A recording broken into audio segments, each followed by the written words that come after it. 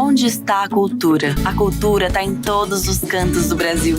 O vídeo do Instituto Cultural Vale mostra diversas pessoas performando atividades culturais, como tocando instrumentos, dançando, visitando museus ou apreciando obras de arte. Mais de 160 municípios. Onde tem cultura, a Vale está. Apoiando e valorizando nossa cultura, crescemos e evoluímos juntos. Saiu o livro bom, tá no papo. No Sempre um Papo de Afonso Borges. Um programa cultural que há 35 anos começou a entortar o até então inflexível eixo Rio-São Paulo, fazendo de Belo Horizonte escala obrigatória para lançamentos literários. O vídeo comemorativo dos 35 anos do Sempre um Papo reúne imagens de diversos programas, assim como diversos momentos da rotina de seu fundador e apresentador, Afonso Borges. A ideia, juntar autor interessante e plateia interessada, não podia ser mais elementar, mas só ao Afonso ocorreu transformá-la num evento em bases profissionais. Deu certíssimo, e não só na capital mineira.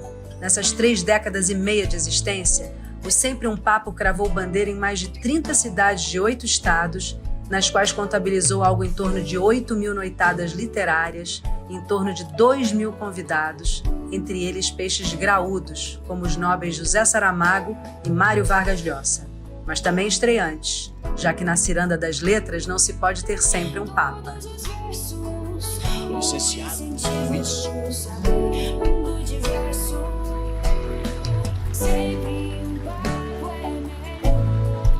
Como tantas invenções bem-sucedidas, o começo foi não premeditado e teve, antes de ser literário, um toque literal de bossa nova, já que havia um banquinho e um violão dedilhado pelo então estudante de jornalismo.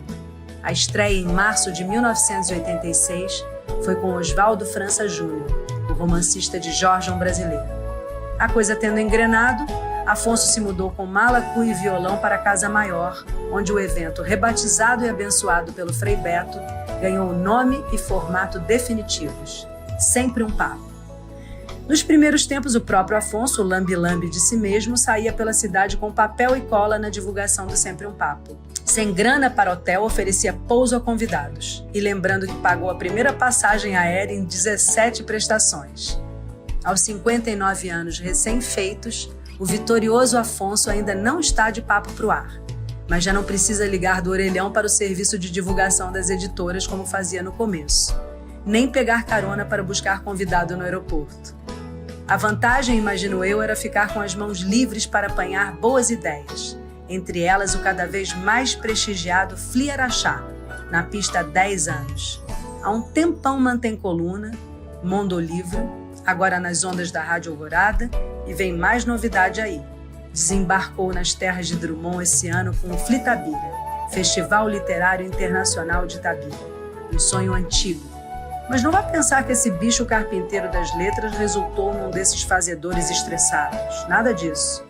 Capaz de fazer do papo um meio de ganhar a vida, difícil imaginar alguém mais jovial no trato com seu semelhante. Se é que existe isso. Alguém que se assemelha ao Afonso Borges, produtor e agitador cultural, para quem o rótulo mais exato talvez seja aquele que lhe pespegou Danilo Santos de Miranda, comandante do bem-sucedido Sesc São Paulo. O timoneiro do Sempre um Papo, cravou ele, é antes de mais nada um agregador, apaixonado e sem descanso.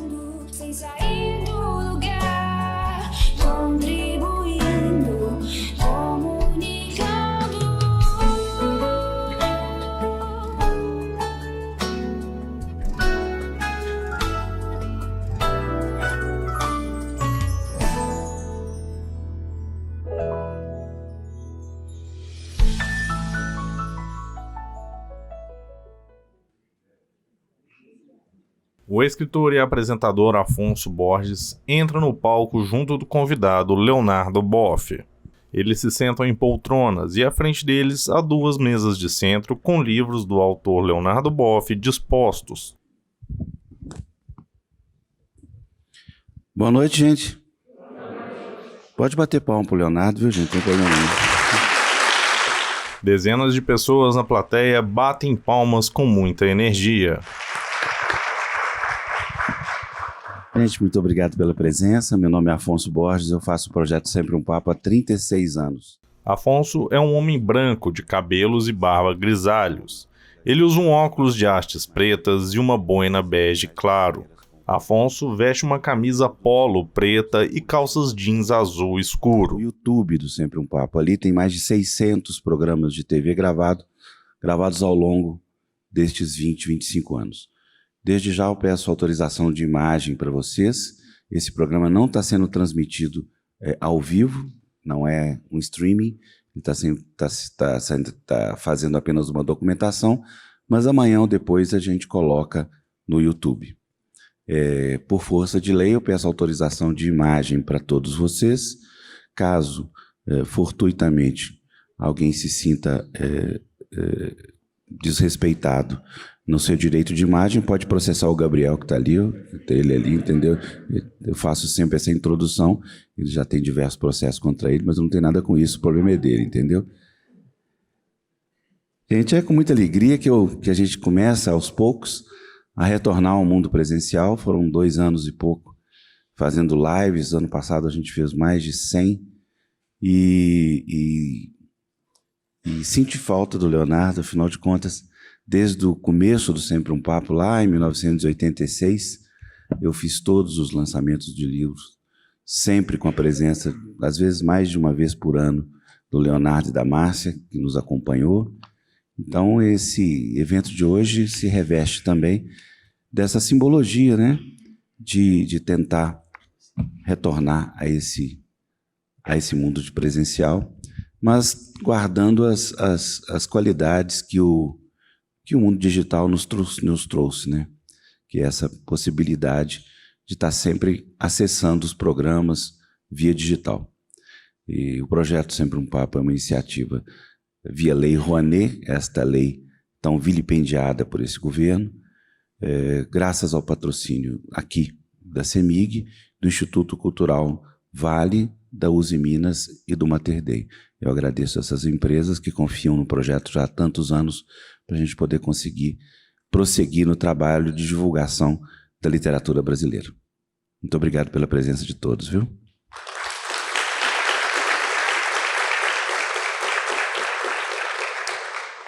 Como vocês sabem, o Leonardo fará uma palestra de 18 horas, logo depois quem sobreviver vai embora. Eu faço isso há tantos anos, né, que não tem graça nenhuma mais, né, quem me conhece aqui, pelo amor de Deus, tem que mudar essa piada, pelo amor de Deus. Bem, muito boa noite, doutor Leonardo Boff, saudade de você. Boa noite a vocês todos também. E eu tenho uma sugestão, quando as coisas mudarem nesse país, que se declare Sempre um Papo um bem cultural da cidade de Belo Horizonte ou de Minas Gerais. Porque...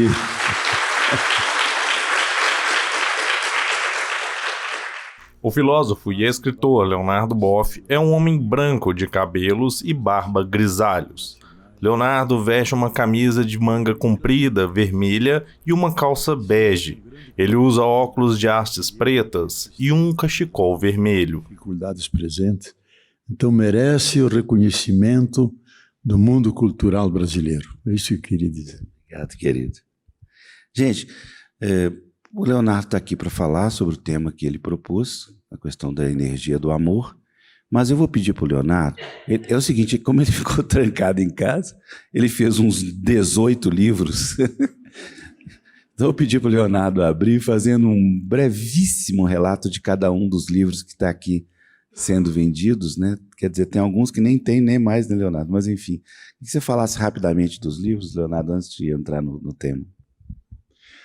Olha, a minha vocação é ser agitador cultural, mas como veio a pandemia, não podia viajar. E sendo velho, podia ser pego pelo vírus e aí acabaria a vida. Então, ficando em casa, o que eu vou fazer? Vou trabalhar com o alfabeto. E aí escrevi uma série de livros, eu acho que são 6 livros. Então, o primeiro foi esse aqui. Leonardo segura nas mãos o seu livro Covid-19, A Mãe Terra Contra-Ataca a Humanidade. A capa tem um fundo amarelo com o título escrito em preto. Mas ninguém fala do contexto de onde veio o vírus. E o vírus veio da irresponsabilidade dos seres humanos que avançaram sobre a natureza, desmataram e tiraram o hábitat dos vírus, e ele veio sobre nós. Então é uma espécie de contra-ataque da Terra contra a agressão do ser humano. O livro teve grande aceitação, foi traduzido às principais línguas europeias. E depois eu fiz um outro, que é esse aqui, Habitar a Terra, que é o subtítulo é Qual o caminho para a fraternidade universal? Porque o Papa, na sua encíclica, na segunda, Fratelli Tutti, todos irmãos e irmãs, ele apresenta uma alternativa. E nós vivemos sobre um paradigma do Dominus. O ser humano, senhor da natureza, domina tudo com poder e trouxe muitas vantagens, desde a possibilidade de estarmos aqui, mas ao mesmo tempo criou uma máquina de morte com armas nucleares e químicas e biológicas que pode acabar com toda a vida. Então, ele diz, a esse paradigma que nos está levando à morte, e na encíclica ele diz, estamos no mesmo barco. Ou todos se salvam ou ninguém se salva. E ele repete isso no Twitter, todo dia ele escreve uma mensagem no Twitter. Essa ele repetiu, acho que já 10 vezes, sabe? Porque ele tem consciência de vivemos num alarme ecológico grande, grave, e que pode significar o fim da espécie humana. E eu quero ler a frase do secretário da ONU, Antônio Guterres, há 15 dias atrás, quando os Estados Unidos e os representantes da NATO se reuniram em Madrid e fizeram uma coisa horrível, porque disseram, nós temos 2 inimigos a serem destruídos, a Rússia agora e depois a China. Pode ser adversário, mas inimigo não. Inimigo é terrível. Então estava presente um grande cientista, Jeffrey Sachs, que é o maior especialista de riqueza e pobreza no mundo, economia e ecologia. Ele ficou tão furioso porque a NATO decidiu não ser só defensiva, mas agressiva, junto com os Estados Unidos. E ele disse, se vocês souberem o que nós cientistas sabemos sobre o estado da Terra, vocês iriam tremer da cabeça, da ponta da cabeça até o fundo dos pés. Porque aquilo que sai na IPCC e nas declarações oficiais é para atender os governos e as grandes corporações. Não dizem a verdade. E nós, como cientistas, dizemos a verdade.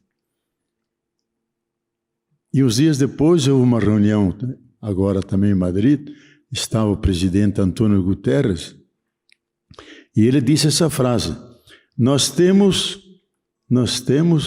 uma única escolha, ação coletiva ou suicídio coletivo. Leonardo segura uma folha na mão. Eu acabo de ler agora, uns minutos antes de vir para cá, entrei na internet, um relatório da Universidade de Cambridge,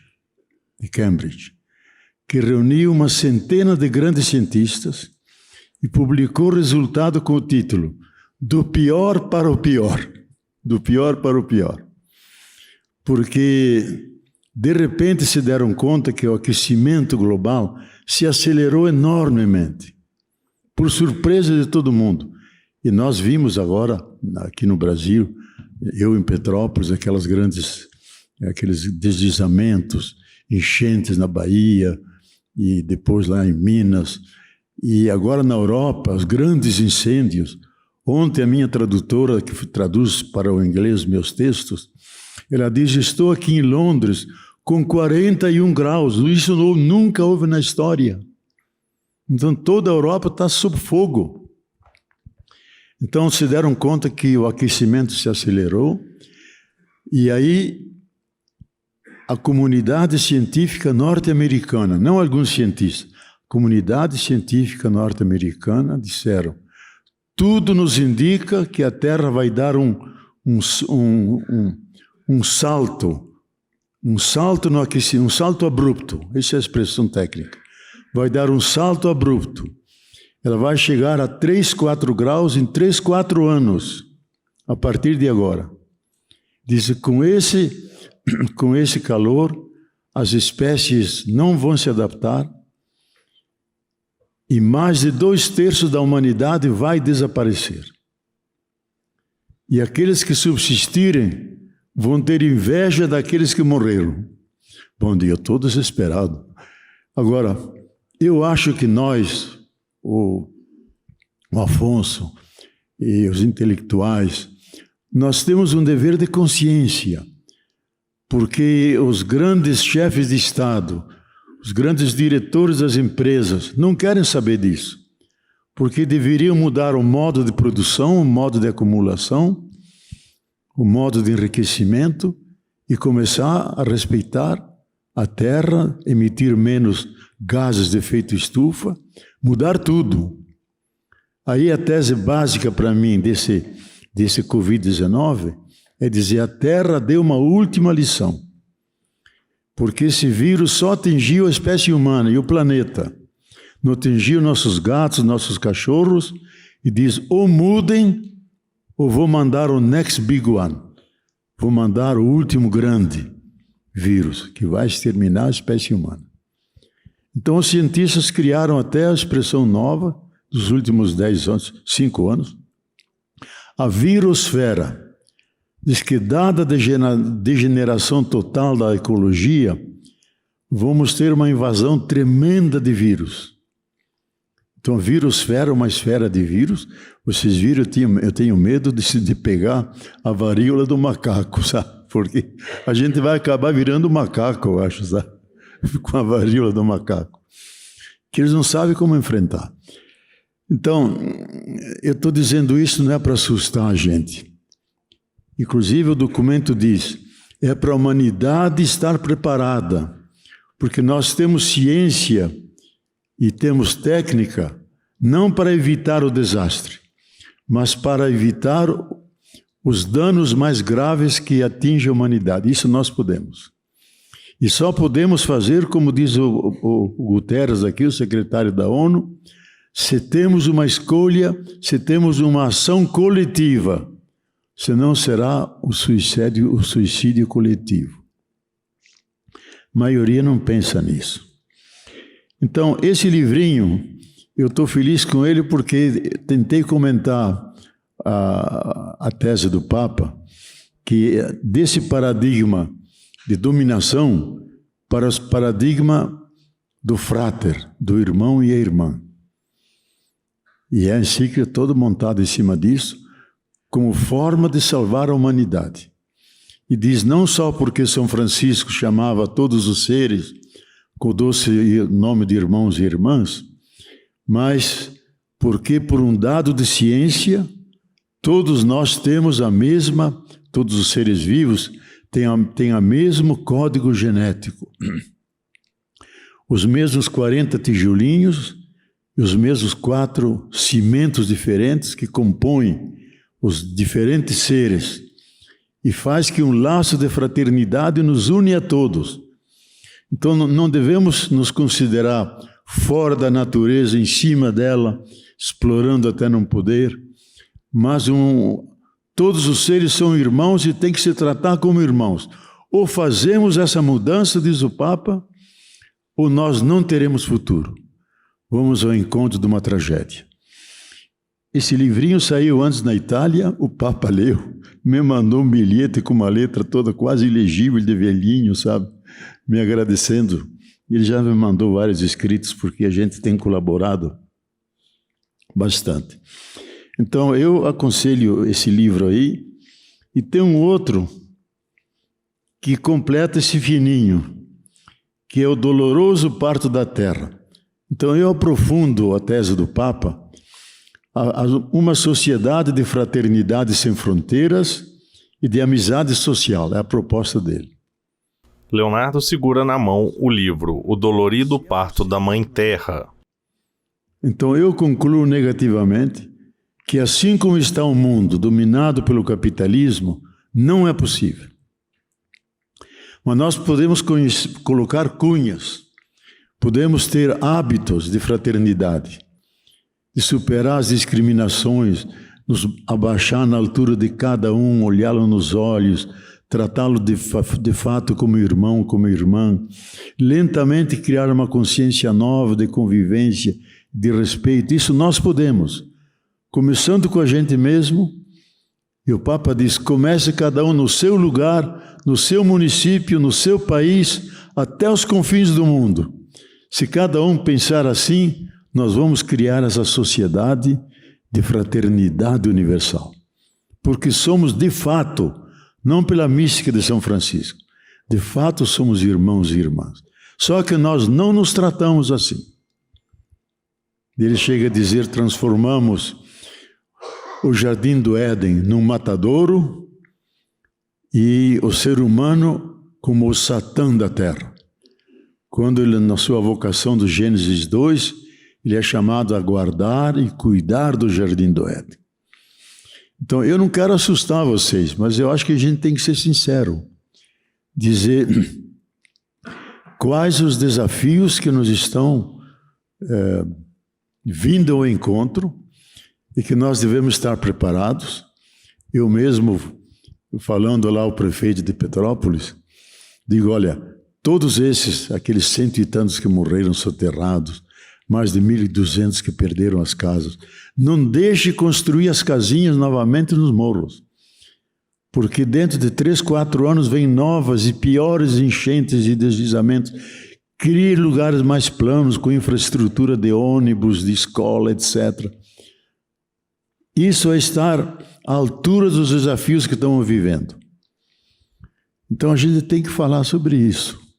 E vocês aqui em Minas também têm problema de deslizamento, de enchentes que a gente vê pela televisão, etc. Então, cada ano está piorando a situação. E de forma cada vez mais frequente e cada vez mais violenta. E agora a gente viu na Europa, coisa que ela nunca viu, toda ela, sem nenhum país de exceção, inclusive a Sibéria, com grandes incêndios. Inclusive a Time deu a capa com a Greta Thunberg. A Terra sob fogo, Earth on Fire. A Terra sob fogo. Então, a Terra não, eles europeus, nós estamos aqui nos salvando ainda. Bom, e tem mais um outro livro, que é no contexto, e aí eu quero terminar. Não, peraí. Tem mais um aqui que acabou de sair. Mais uns 15 ali, quer que pega? Opa, tem esse aqui, olha, O Pescador Ambicioso e o Peixe Encantado. A Busca pela Justa Medida. É um livro parecido com aquele que vocês conhecem, ou que muitos conhecem, A Águia e a Galinha. Leonardo segura na mão o livro do qual se refere. Os fatores que produziram a crise atual. Porque nós perdemos a medida. Exploramos demais a natureza, exploramos demais os operários, os negros, o consumismo ilimitado, tudo sem medida. E a Terra não aguenta isso. Então eu tento fazer uma análise sobre isso. Eu acho que eu vou contar uma historieta, posso? Para mostrar qual é a lógica do capital. E eu começo com essa história. Havia um casal de pescadores, velhinhos, que vivia numa choupana. E um dia o pescador disse, cansado, mulher, vai você lá no lago pescar. E ela foi, pescou um peixe, e o peixe disse, não me mate, porque eu sou um príncipe encantado, condenado a viver aqui no lago. Então ela libertou o peixe e pegou um outro. Chegou em casa e contou para o marido. O marido disse, bom, se é um peixe encantado, um príncipe, ele pode nos ajudar. você amanhã, quando for pescar, peça que ele transforme a nossa choupana numa casinha bonita, toda pintada, de vermelho, de azul, com cozinha, com jardim, com galinhas. E ela foi, pescou e chamou o peixe e disse: o que você quer? Eu quero que você transforme a nossa choupana numa casinha. Muito bem, pode ir lá. E ela chegou e encontrou a casinha bonita, toda enfeitada. Viveram lá umas semanas. Disse: esse peixe encantado, esse príncipe, deve ser poderoso. Ele pode dar mais. Ele pode dar um castelo para nós. E ela foi pescar, chamou o peixe.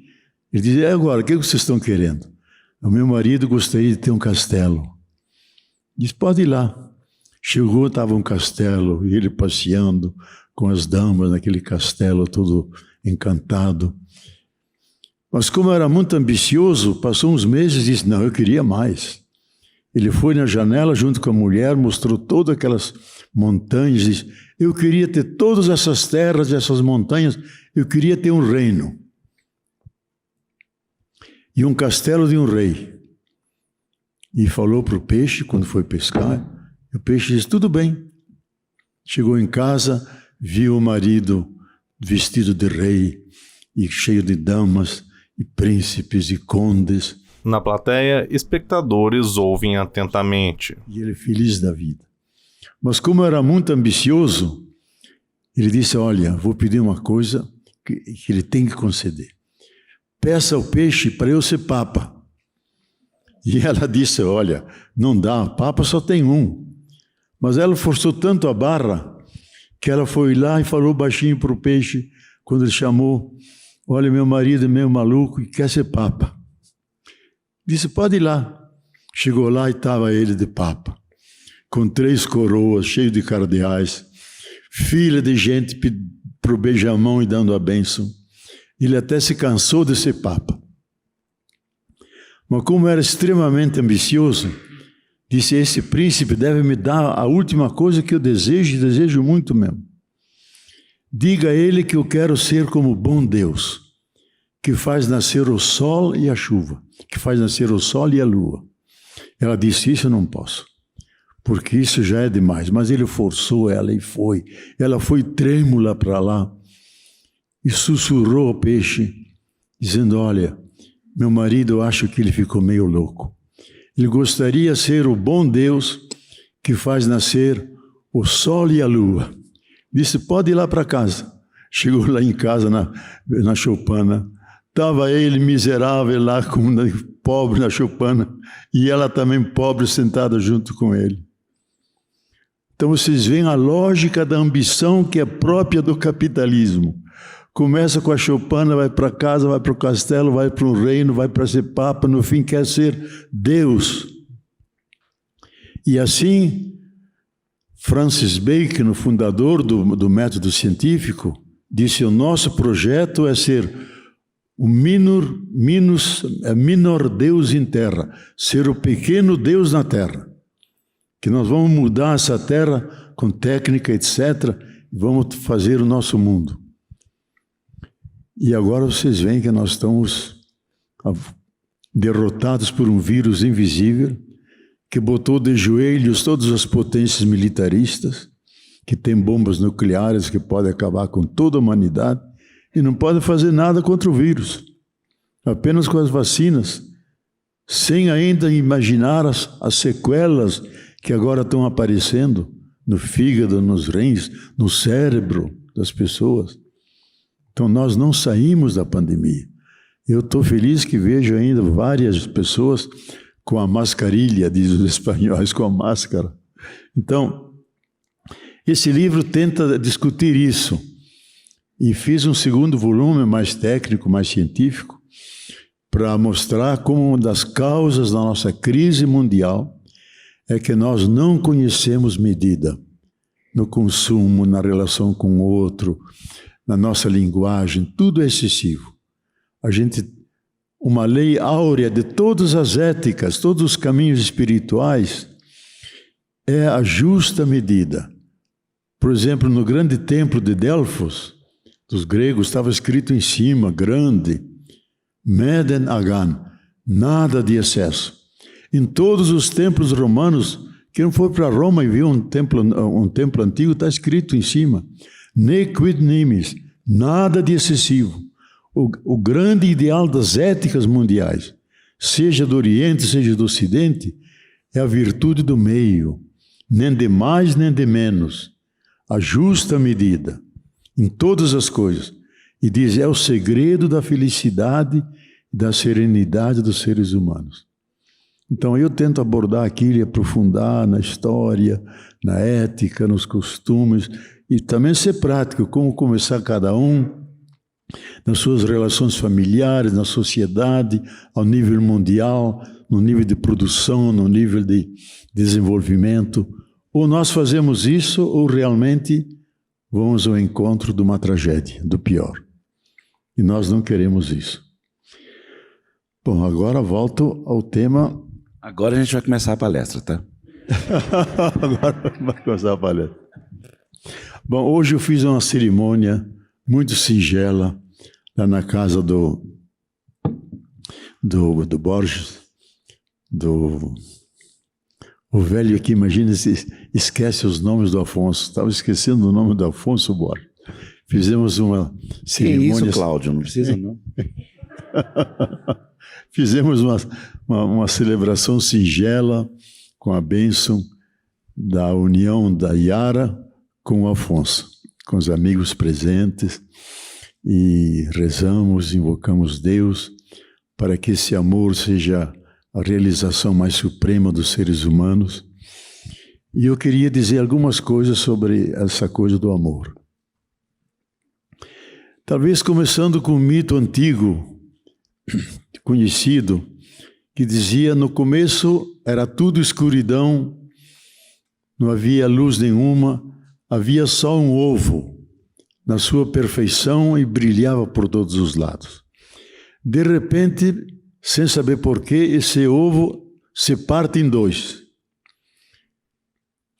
Uma parte é o céu, outra parte é a terra. Mas como estavam juntos, eles sempre se atraíam e se uniam, e desse casamento entre o céu e a terra se formava o ovo de novo, e nasciam todos os seres, a começar com os seres humanos, homem e mulher, e todos os seres que são amáveis, porque são frutos do amor. E o próprio Newton, que elaborou a teoria da gravidade, diz a gravidade que atrai uns seres e que mantém as estrelas juntas, porque se atraem umas às outras, é o melhor símbolo do amor, que atrai as pessoas e as mantém unidas. Então, até aquilo que é da própria lei do universo é também lei dos seres humanos. Não sem razão que Dante Alighieri, na sua Divina Comédia, aqueles três cânticos, o inferno, o purgatório, o céu, ele sempre termina o cântico dizendo: o amor que move o céu e todas as estrelas. E eu acrescentaria: e que move também nossos corações. Então, o amor é a categoria mais excelente que nós podemos pronunciar, mas mais do que pronunciar, do que viver. Amor é vida. E a vida existe para produzir mais vida, onde vidas se unem no amor, na amizade, e cria um universo amorável, onde nós nos enchemos de encantamento. E não é também sem razão que Deus se apresentou com seu nome verdadeiro. E São João que o revela.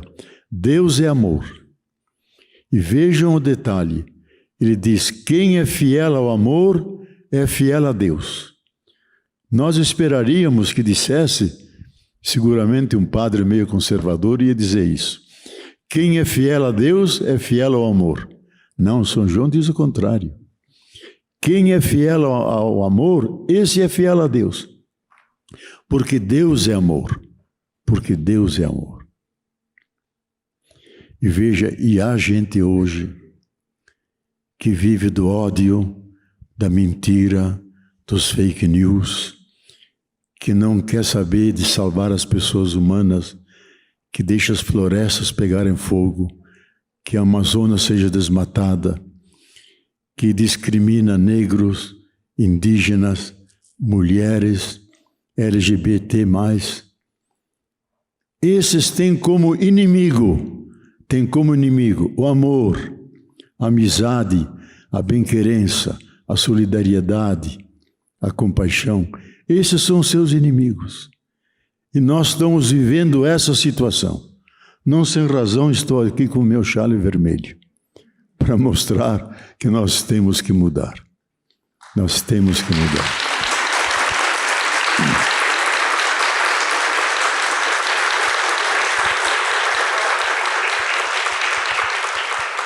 Então nós temos que tirar aquele que tomou como lema de campanha o bem contra o mal. Nós aqui, vocês, a Yara, o Afonso, eu, somos do mal, porque nós somos do amor.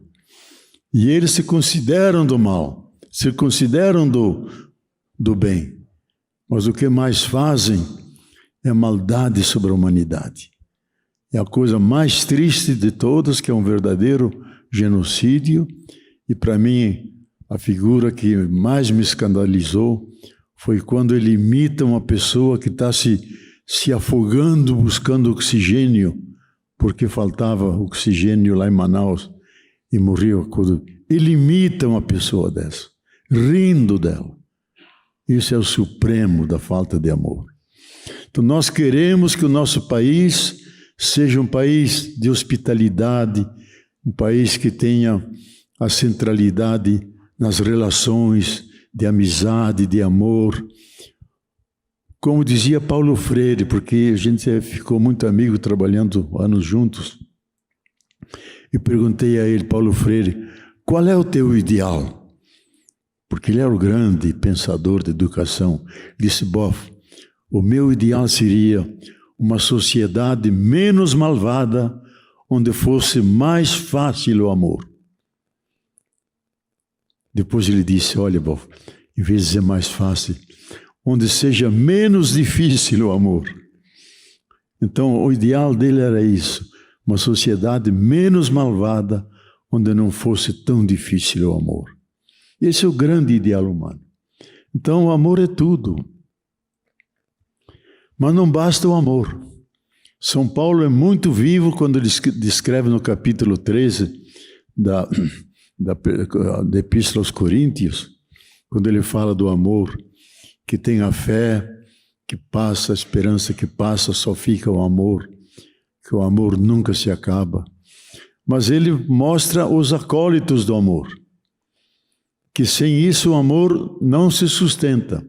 O amor tem que ser paciente, o amor tem que ser tolerante, o amor tem que ser bondoso, o amor não pode ser invejoso, o amor não pode se irritar. Todos esses acompanhantes do amor. Porque a nossa condição humana é que nós somos sapientes e dementes. Temos luz, temos sombra. Podemos ser ruins e podemos ser bons. Mas se nós optamos pela luz, pelo amor, pela bondade, devemos convocar junto essas outras virtudes que tornem o amor eficaz, sustentável.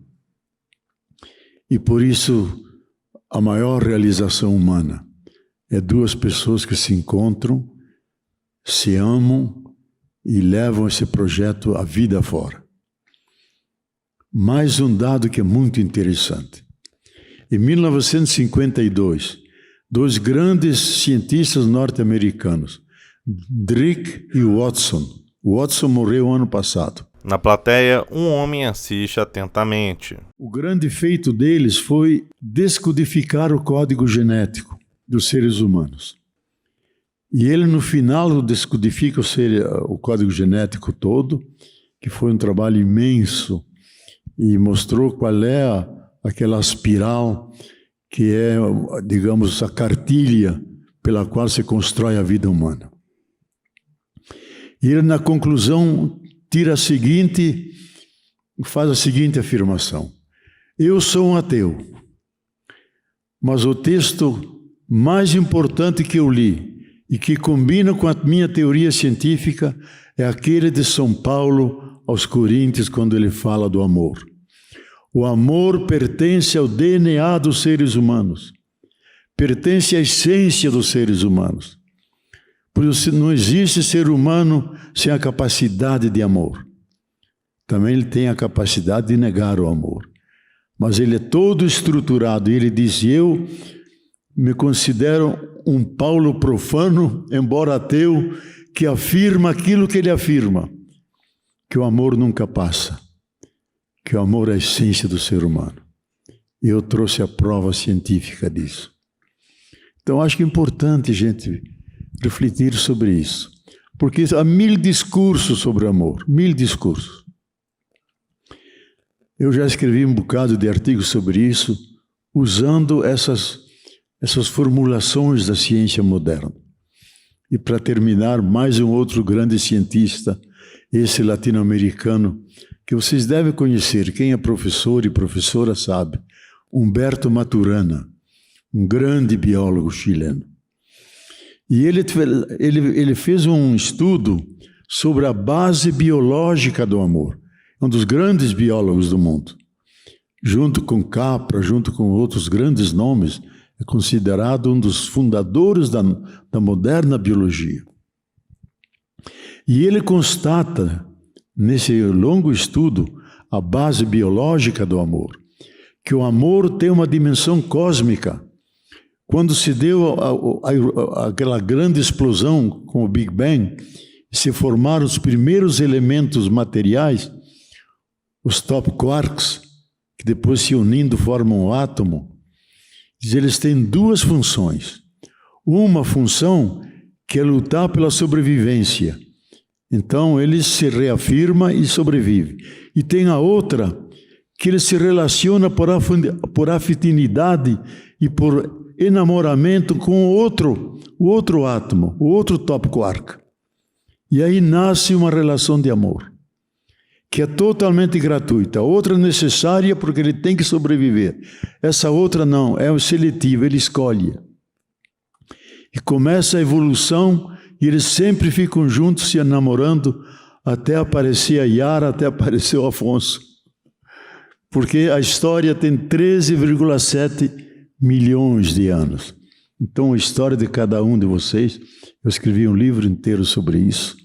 A nova visão do universo, todo ele ilustrado, bonito. Leonardo mostra o livro para a plateia. Como o amor tem a base biológica e ele pertence à própria estrutura do universo. Porque se Deus é amor, ele criou tudo por amor. E aqui vou dizer uma palavra que deve consolar muita gente. Nós teólogos nunca podíamos dizer, porque se disséssemos, perdíamos logo a cátedra. A famosa teoria da reconciliação universal. O Papa, quando nomeou 3 cardeais africanos, disse 2 coisas a eles. Não continuem pregando o evangelho através do medo, como sempre se fez na história. Segunda, não existe condenação eterna. As condenações são só temporais. O que existe é a misericórdia divina. E Deus não pode perder nenhum filho e filha que Ele criou no amor. E aí vem a citação do livro da sabedoria, que Ele criou todos os seres com amor. E não criou nenhum com ódio, senão não os teria criado, porque Ele é o apaixonado amante da vida. Quando eu digo isso, gente, as igrejas pentecostais que vivem trabalhando com o inferno, elas perdem o argumento delas. E nós nos aliviamos, porque grande maioria de nós fomos educados com isso. O inferno, pecado mortal, pecado venial. Nós padres, então, era terrível. Se você deixava de rezar por um dia, 1 hora canônica do breviário, pecado mortal. E se você morresse naquela noite, ia para o inferno. E eu sofri muito quando fui estudar na Europa, que tinha as aulas à noite, etc. Não conseguia rezar o breviário, até que eu peguei o breviário aposentei o breviário e disse, agora vou estudar a Bíblia em lugar do breviário. Agora vem um Papa e diz isso para a gente, o alívio que ele nos dá, diz a misericórdia, que é o amor compassivo. E vejam o Salmo 103, que eu acho um dos salmos mais belos que existe. Porque lá Deus diz, eu conheço o pó pelo qual vocês foram feitos. Conheço as fraquezas de vocês, as maldades que vocês fazem. Mas vocês todos são meus filhos e filhas. E a minha misericórdia vai do poente ao ocidente e ela é ilimitada. E para todos vocês eu tenho misericórdia infinita. A gente deve voltar a ler esses salmos. De quem escreveu esse salmo só podia estar inspirado. Só podia ser Deus falando através desse salmista. Então, isso eu creio que é muito importante. Para dizer, o amor nunca perde. E Deus que é amor não pode perder nunca. E seria até contraditório teologicamente. Porque se Deus não diz cada momento faça-se, a gente volta ao nada. Não existe mais como criatura. Se alguém está condenado ao inferno, Deus tem que dizer cada momento faça-se, faça-se, faça-se. Que Deus é esse que condena ao inferno e continuamente renova a existência e vê a maldade daquele Deus, daqueles condenados. Não é o Deus de Jesus Cristo, do amor infinito, que ama os ingratos e maus, o amor de todos. E para todos ele se oferece como amor. E como estou contando histórias, conta uma que a Igreja do Ocidente não gosta, que é um apócrifo da Igreja Ortodoxa. Um apócrifo muito bonito. Eu coloquei nesse meu livrinho Brasas sobre Cinzas. E é muito citado na Rússia, eu conversei com monges lá, etc. Que Nossa Senhora pede ao anjo Gabriel e diz, mostra-me onde é suprema a dor humana. E o anjo Gabriel abre uma janelinha do inferno, ela espia lá para dentro e diz, não é possível. Não é possível tanto sofrimento. E diz, convoque todos os anjos, me levem diante do Pai Supremo. E os anjos levam, ela faz a reverência proscúnios grega, diante do Pai Eterno, e diz, Pai Eterno, que criaste as coisas todas, não condene aqueles que são teus filhos. Ele diz, vai falar com o teu filho, ele que é o Salvador das gentes. E Maria vai lá, fala com Jesus, e diz, os teus irmãos estão condenados no inferno e sofrendo. E ele diz, eles estão lá porque quiseram, porque não me reconheceram no pobre, no sedento, no nu. E Nossa Senhora diz, se você não quer salvá-los, então eu vou lá para sofrer com eles. Eu vou lá para sofrer com eles. Isso só uma mãe pode dizer.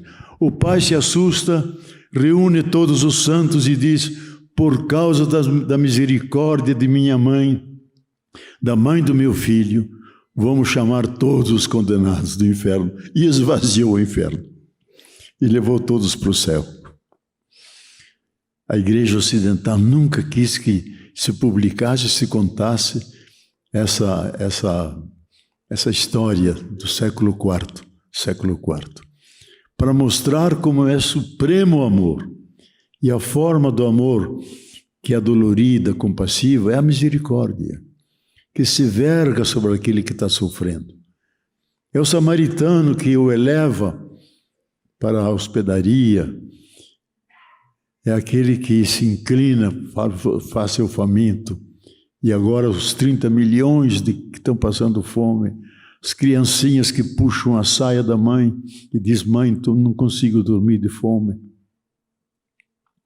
Eu soube lá de Petrópolis, que tem um bairro do Neylor, onde crianças morrem de fome. Quase ninguém consegue chegar lá. é uma montanha, nem ônibus, não tem nada. E a gente soube porque o grupo nosso dos direitos humanos levava para lá cestas básicas, etc. E viram que uma mãe estava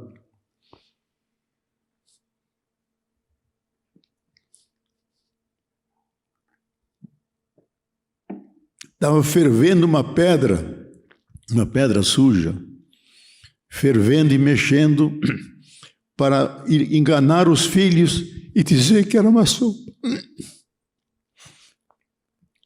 E dizer que era uma sopa. Era água de uma pedra suja. Tal a fome. São 30 milhões que estão passando fome nesse país. E 111 que comem hoje e não sabem se vão comer amanhã. Por causa de um regime perverso que nós temos. Nunca tivemos isso no nosso país. Então nós temos que voltar à nossa justa medida, onde as pessoas possam comer pelo menos uma vez ao dia. O sonho de Lula era que todos pudessem comer 3 vezes ao dia, fazer o café da manhã, o almoço e a janta. Mas hoje, devido à pandemia, há mais de, segundo a FAO, que é o organismo da ONU, que cuida da alimentação, da fome no mundo, há mais de 1 bilhão de pessoas famélicas, porque se perderam safras, as pessoas não puderam sair, cultivar, etc. E a fome está crescendo no mundo, e no nosso país também. Então nós temos que superar isso. E nós temos todas as condições de superá-lo. Então, eu acho que quando falamos do amor, devemos pensar nessa atitude fundamental. Porque o amor não é só uma vivência, não é só uma paixão que se desperta pela beleza do outro, ou da mulher ou do homem, que sempre é fascinante. O amor começa por aí. Mas as pessoas vão se conhecendo, estabelecendo laços, até por fazer um projeto de vida juntos, e aí cresce o amor, e, como diz a Bíblia, serão 2 numa só carne, numa só realidade. Isso é a obra do amor, e nós queremos cultivar isso como cristãos, como a grande mensagem de Jesus, que veio anunciar um Deus Abá. Abá em hebraico significa papaizinho.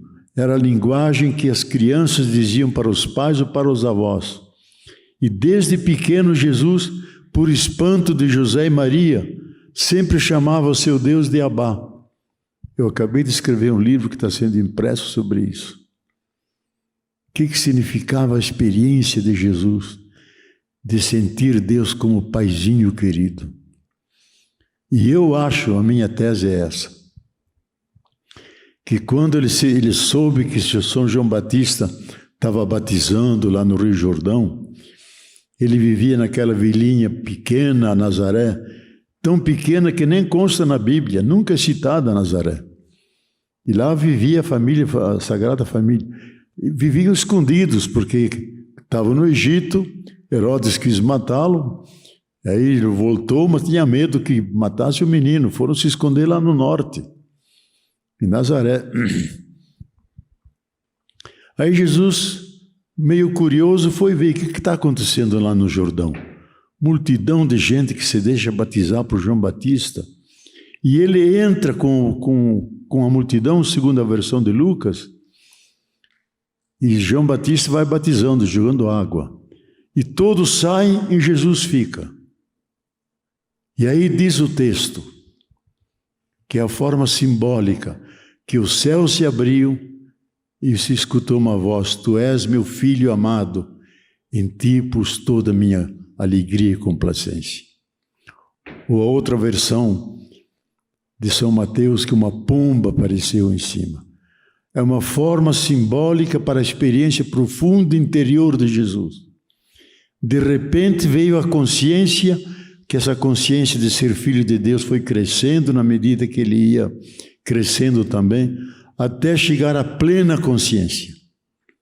E de fato aí ele teve a experiência de ser filho de Deus. E o que ele faz? Ele não volta para casa. Ele faz aquilo que São Paulo fez, que teve a experiência do Cristo ressuscitado. Como vou trabalhar essa experiência? Jesus vai para o deserto. Vai para o deserto para aprofundar aquela experiência de ser filho de Deus.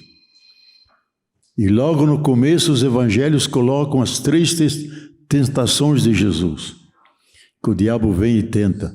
Também uma forma simbólica para dizer, ele é o Messias, é o Salvador, mas não ligado pelo poder, que são os 3 poderes, até o grande sociólogo Max Weber diz, que é o poder do profeta que transforma pedras em pão, o poder sacerdotal de quem coordena toda uma religião, um templo, o poder político, os reinos do mundo.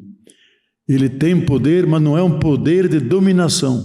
Ele supera todo esse poder.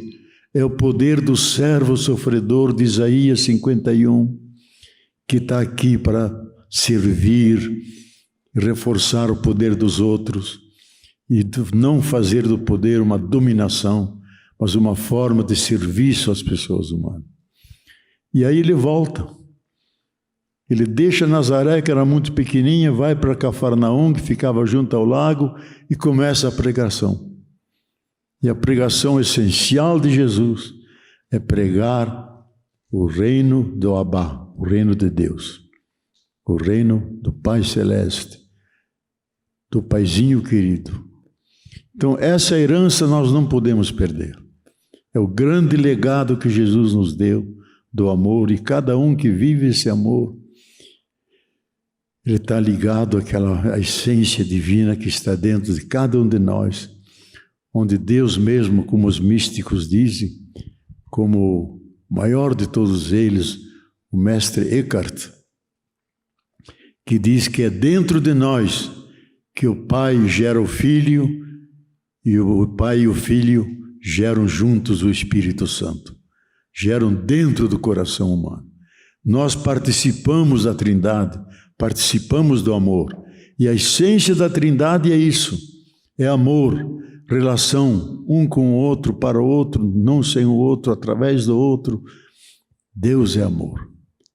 E dizer amor é dizer relação, é dizer comunhão, é dizer envolvimento de tal maneira profundo e radical um com o outro que surge um Deus só, um Deus trinitário.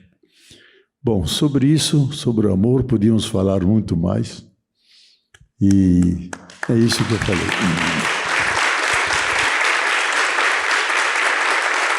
Dezenas de pessoas da plateia aplaudem com vigor. Eu falei 18 horas brincando, viu, Leonardo? Eu falei 18 horas brincando, né, gente? Bem... Olha, a gente como velho fala muito, e quando esquece inventa, sabe? Então,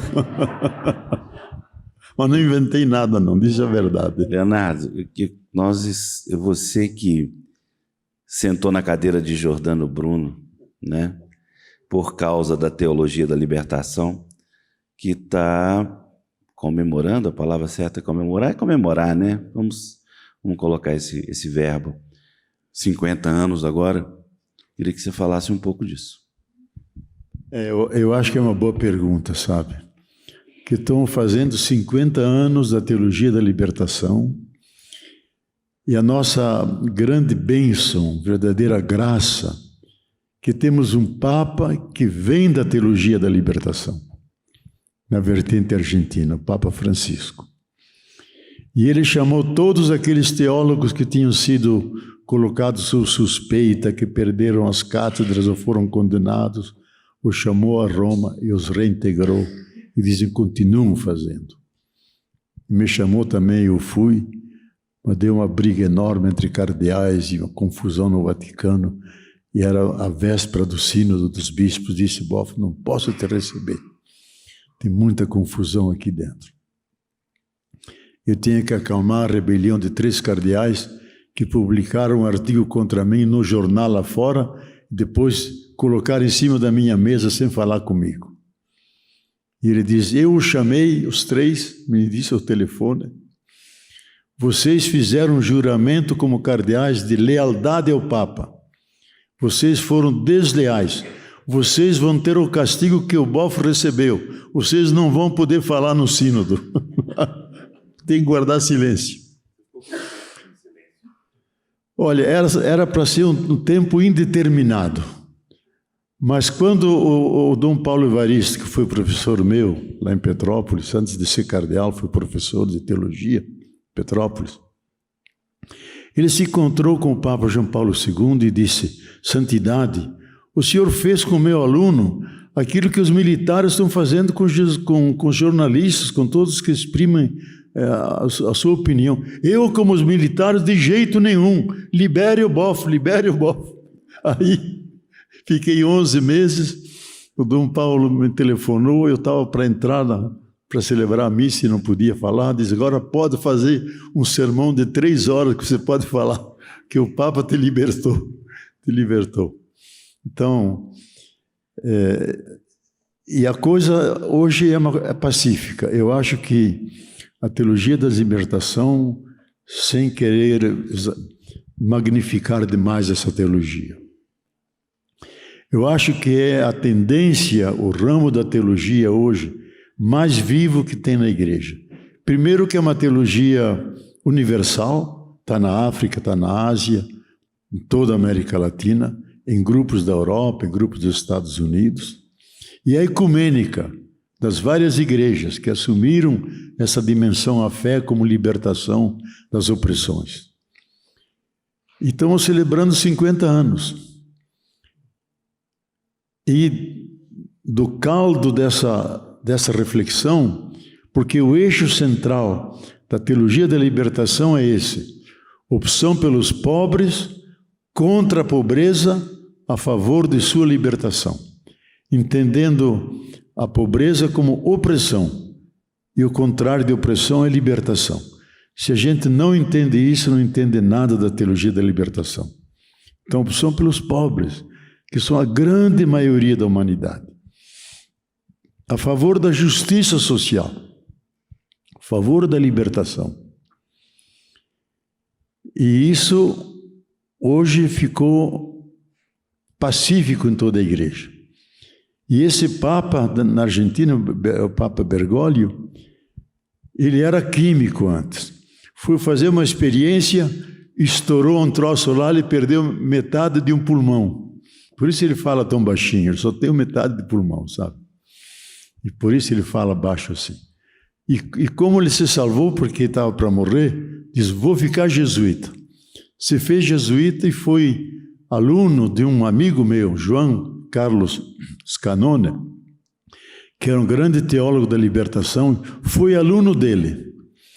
E ele, desde o começo, fez uma promessa para ele mesmo, de fazer a opção pelos pobres e uma vez por semana fazer uma visita à favela, que na Argentina chamam Vilas Miséria. E ele nunca deixou de fazer isso. Como padre jesuíta, depois como bispo, como cardeal, sempre sozinho, indo de ônibus ou a pé, nunca morou num palácio de cardinalício, nem o carro, nada disso, tudo de ônibus, ou de metrô, ou a pé. E viveu essa dimensão da teologia da libertação, da vertente argentina, que é a libertação da cultura oprimida, libertação do povo silenciado. Eles não podiam usar nenhuma categoria que tivesse alguma ressonância marxista, porque os militares eram tremendos, reprimiam enormemente. Então usaram expressões assim, cultura oprimida, povo silenciado. Temos que libertá-los. E ele vem disso.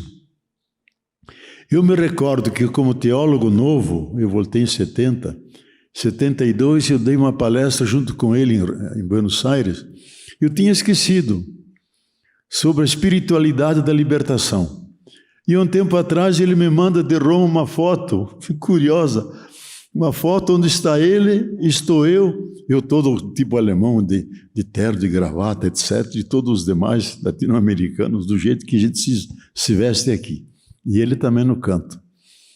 Mandou a foto com uma flecha vermelha apontando para ele, outra flecha vermelha apontando para mim, e atrás dizendo: todos morreram, nós dois somos os únicos sobreviventes. Quer dizer, ele se deu o trabalho de ir lá buscar nos arquivos dele e mandar aquela foto. Eu até publiquei lá no blog, publiquei no Twitter aquela foto. Então, hoje é uma teologia que ganhou importância universal. Sempre que há um fórum social mundial, os teólogos da libertação fazem 2 dias de encontro sobre teologia da libertação. Como é que está a teologia na Coreia do Sul, na Índia, Sri Lanka, na África? Olha, nunca vem menos de 3 a 4 mil pessoas, representantes das várias regiões das igrejas, de homens, mulheres, indígenas, negros, etc., porque há muitas vertentes da teologia da libertação. Porque cada opressão concreta, digamos, do índio, é uma. Então, a teologia da libertação indígena, do negro, da negra, é diferente, então, a teologia negra da libertação. É assim as várias opressões, e para cada uma a sua libertação.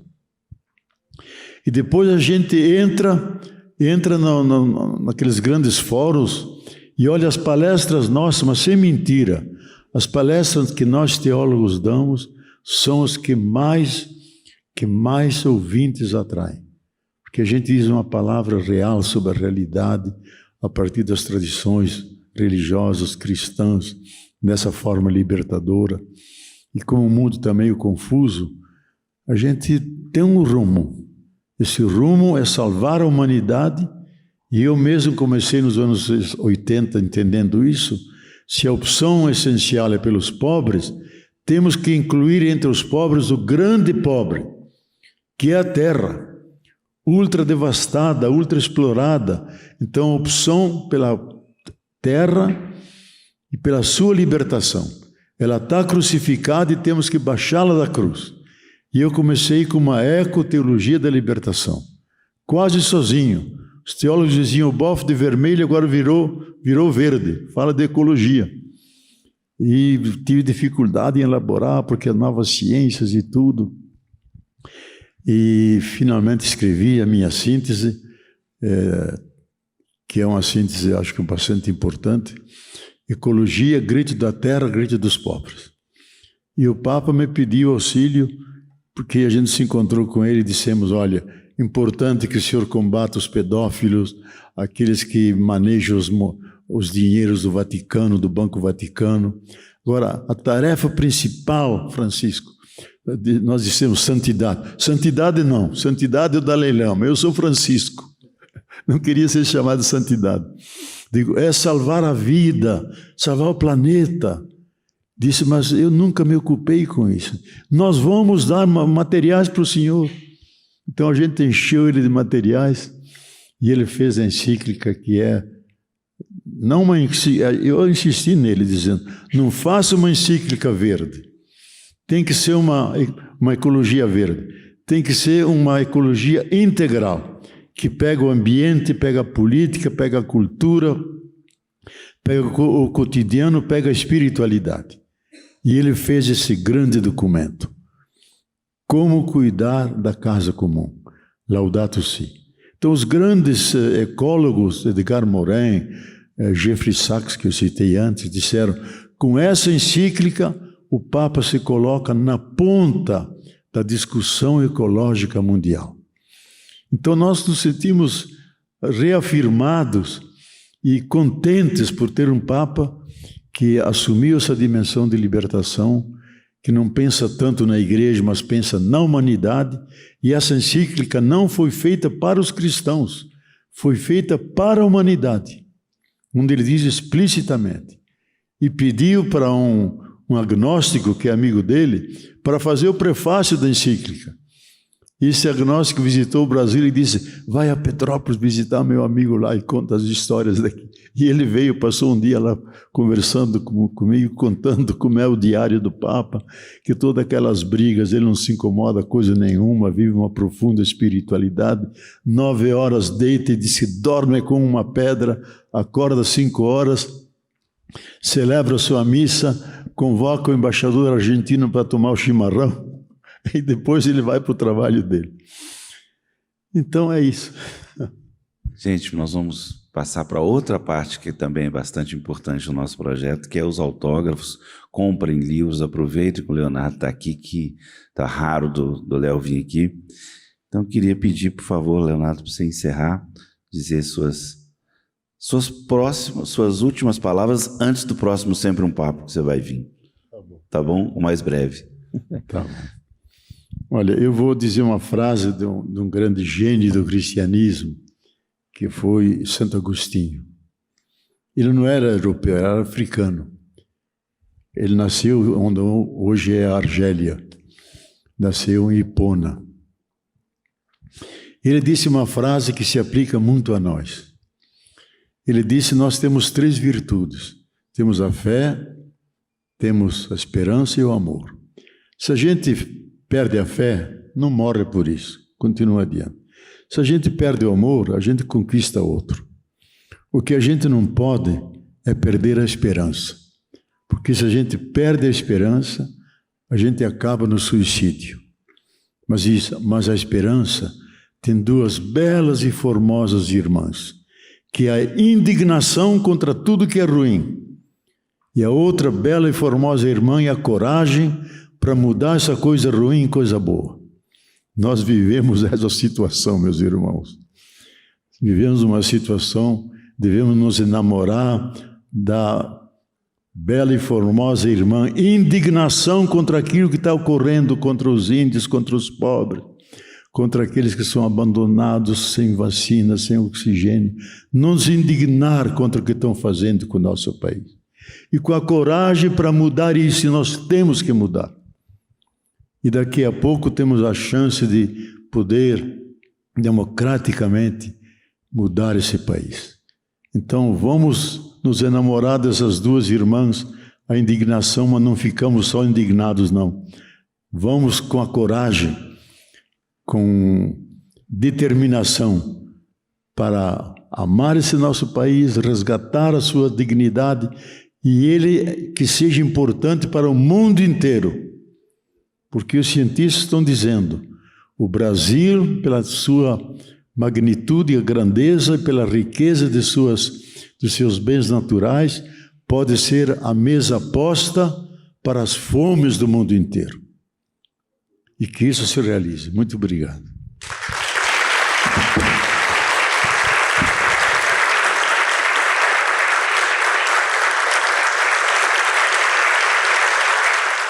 A plateia aplaude com entusiasmo.